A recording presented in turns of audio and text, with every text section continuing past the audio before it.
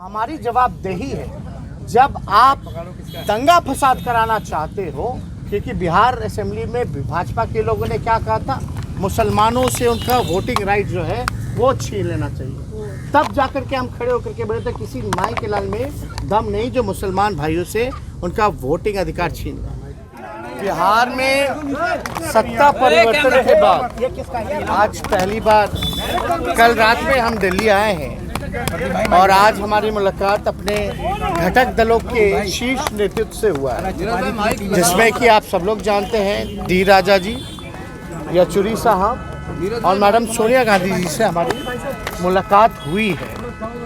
आप लोग सब लोग जान रहे हैं कि जो नई सरकार बिहार में पुनः से महागठबंधन सरकार बनी है आदरणीय श्री नीतीश कुमार जी के नेतृत्व में, उसको लेकर के सभी लोगों ने हमको बधाई भी दिया और हम सब लोगों ने जो प्री पोल महागठबंधन अलायंस थे मजबूती के साथ नीतीश कुमार जी के निर्णय का स्वागत किया है और ये सरकार मजबूती के साथ चलेगी, क्योंकि ये सरकार गरीब की सरकार है, ये सरकार असली सरकार है, महागठबंधन की सरकार, ये सरकार जनता की सरकार है। और नीतीश कुमार जी का जो निर्णय वक्त देखते हुए सही समय पर भाजपा को आप कह सकते हैं तमाचा मारने का काम किया है और अब बिहार असेंबली में भाजपा को छोड़ करके सारे दल हम लोग एक हो चुके हैं। अब यही दृश्य जो है पूरे देश में दिखने वाला है। लोग त्रस्त हैं महंगाई की मार से, बेरोजगारी से, जो ये सामाजिक तनाव, सांप्रदायिक तनाव, जो हिंदू मुसलमान की लड़ाई लगवा करके इस देश में जो लोग राज करना चाहते हैं, जहां हमारा संविधान लोकतंत्र खतरे में है और साथ ही साथ आप कह सकते हैं जो भाईचारा जो हमारा जो बिगाड़ने की कोशिश कर रहे थे, गंगा जमुना तहजीब जो बिगाड़ने चाहते थे, एक बार फिर से बिहार ने ये काम करके दिखाया है, देश को एक नया दिशा देने का काम किया है।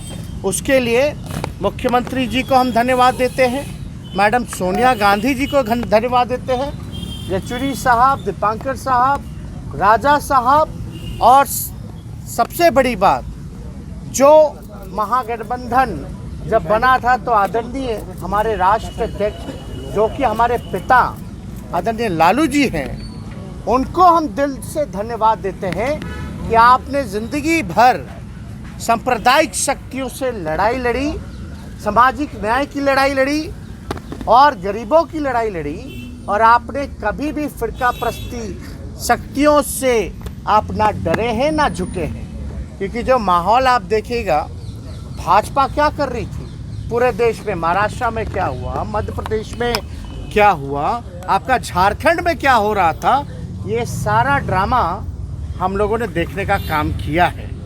यानी जो डरेगा उसको डराओ, जो बिकेगा उसको खरीदो, यही काम भाजपा का रह गया।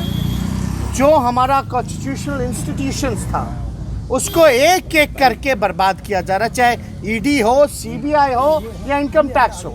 इनकी हालत तो पुलिस थाने से भी बदतर हो चुकी है, ये किसी से छुपा नहीं है। और ये लोग किसको डराना चाहते हैं? हम बिहार के लोग डरने वाले नहीं हैं और हमने पहले भी कहा था बिहारी जो होता है बिकाऊ नहीं टिकाऊ होता है, अपने स्वाभिमान से कोई समझौता नहीं करने वाला है। तो फिर से बिहार ने ये करके दिखाया है, नीतीश कुमार जी ने करके दिखाया है। और आप तो जानते ही हैं कि जेडीयू के राष्ट्रीय अध्यक्ष आदरणीय श्री ललन जी ने एक एक बात बताई है कि किस प्रकार से ये रीजनल पार्टी को ख़त्म करना चाहते थे। और हम आपको सबसे महत्वपूर्ण बात बता दें जिसका ध्यान नहीं गया हुआ किसी का, रीजनल पार्टी ज़्यादातर पिछड़ों की है और दलितों की है। आप बिहार में नीतीश कुमार जी को ख़त्म करना चाहते थे जो पिछड़ा समाज से आते, आपने रामविलास जी के पार्टी को 2 भाग में कर दिया। उनकी राजनीति को खत्म करना चाहते हैं और क्षेत्रीय दल अगर खत्म हो जाएगा तो यानी ऑपोजिशन खत्म हो जाएगा। ऑपोजिशन खत्म हुआ तो लोकतंत्र खत्म होगा और जब लोकतंत्र खत्म हो गया तो आप समझिए कि राजा महाराजा और तानाशाह तरीके से ये राज चलेगा, देश चलेगा। इसलिए हम लोगों का नीतीश जी, अरे भाई सुन तो लो, सुन तो लो यार। नीतीश जी, हमने उन पे आरोप लगाया, उन्होंने हम पर आरोप लगाया, लेकिन हम लोग एक घर के हैं, समाजवादी विचारधारा के हैं और हम आपको कह सकते हैं कि हर घर में झगड़ा होता रहा है, लेकिन देश के हालात को देखते हुए जो उन्होंने निर्णय लिया उसका हम लोग स्वागत करते हैं। और ये समाजवादियों की जो विरासत है, जो हमारे पुरखों ने हमको दिया है, हमसे कोई और नहीं छीनेगा। और आप तो जानते हैं एक वाक्य हुआ था विधानसभा में, जहां गुस्से में हम लीडर ऑपोजिशन थे और नीतीश कुमार जी मुख्यमंत्री थे, नई नई सरकार बनी थी चुनाव के बाद, 20 के बाद।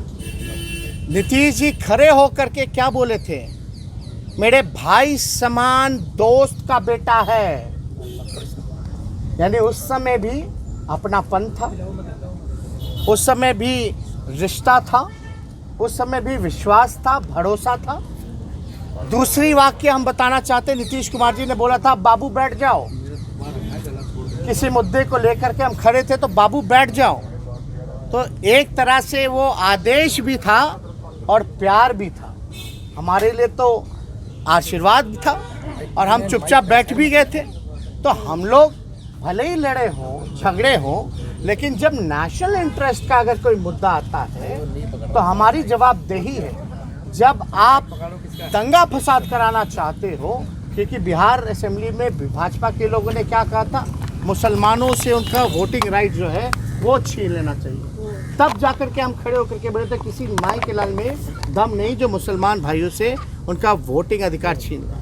हमारे देश की यही खूबसूरती है कि अलग अलग भाषा, अलग अलग हम पहनावा, अलग अलग राज है, अलग अलग खान पान है, लेकिन यही जो डाइवर्सिटी है इस देश की, यही इस देश की खूबसूरती है।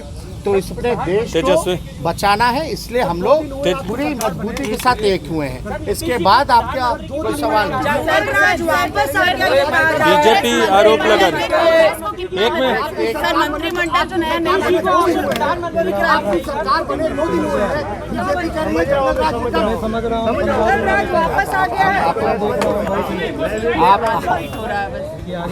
आप क्या कहते हैं? कुछ दिन पहले अमित शाह, कुछ दिन पहले ही तो अमित शाह वहाँ से लौटे और उन्होंने कहा क्या कि नेता हमारे नीतीश कुमार जी, और जंगल राज में आप खड़े होकर के जंगल राज चिल्लाओगे और आपका कोई मुंह नहीं तोड़ेगा तो वो जंगल राज थोड़ी ना है। जंगल राज तो केंद्र में है, जहां भाजपा के एमपी भी चू तक नहीं कर सकते, जहां तानाशाही है, कहाँ ऐसा। और जंगल राज का अगर विश्लेषण करोगे तो डेटा होना चाहिए ना, आंकड़े उठा करके देख लीजिए। आप छोड़ो जंगल राज कहते हैं तो एनसीआरबी, भारत सरकार का गृह मंत्रालय का आप डेटा उठा करके देख लीजिए। बिहार कौन से स्थान पे है, दिल्ली कहाँ पे है जहाँ प्रधानमंत्री रहते हैं। अरे भाई, कथनी और कहानी से अब देश चलने वाला है क्या? परसेप्शन बदलने वाला है क्या? अब सच्चाई आएगी, बाहर निकलेगी। और आप देख नहीं रहे हैं, ये भाजपा वालों को हमने लाइन पे ला दिया। कैसे लाइन पे ला दिया?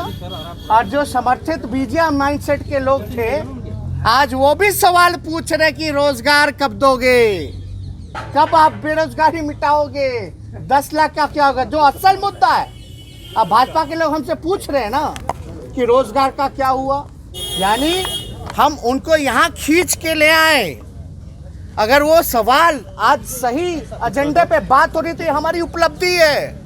और रोजगार के बारे में चिंता मत कीजिए, आज मुख्यमंत्री जी ने भी इस बात को बोला है कि सब काम हम लोग मिलकर के करेंगे।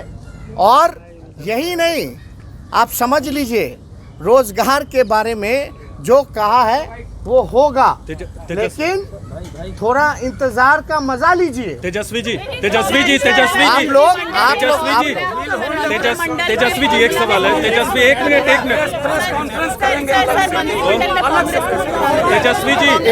तेजस्वी जी ये बड़ा सवाल चल रहा है, ममता नीतीश अखिलेश, ममता नीतीश अखिलेश कौन होगा प्रधानमंत्री उम्मीदवार? अभी से लड़ाई शुरू हो गई है। ये कहा जा रहा है, हर प्रदेश में बोल रहे हैं कि नीतीश होंगे, अखिलेश होंगे या ममता, कौन होगा प्रधानमंत्री उम्मीदवार? अभी वो आपको इंटरेस्ट है। सर आगे आ जाइए, सर आगे आ जाइए। आप एक बात समझिए, ये जो भाजपा वाले जो कह रहे थे रोजगार के बारे में, 2 करोड़ कितना हो गया? कितने साल हो गए? 16 करोड़। हाँ, 8 साल हो गया। 2 करोड़ से गुना कीजिए तो 16 करोड़। अब बिहार का 19 लाख अलग, ये 2 साल तो बर्बाद कर दिए नौजवानों का।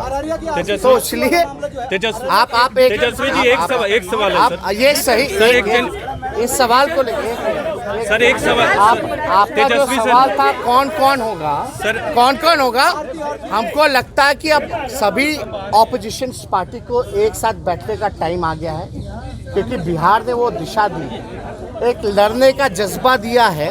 सब लोगों को बैठ करके अब रणनीति बनानी चाहिए कि भाई क्या करना चाहिए। बहुत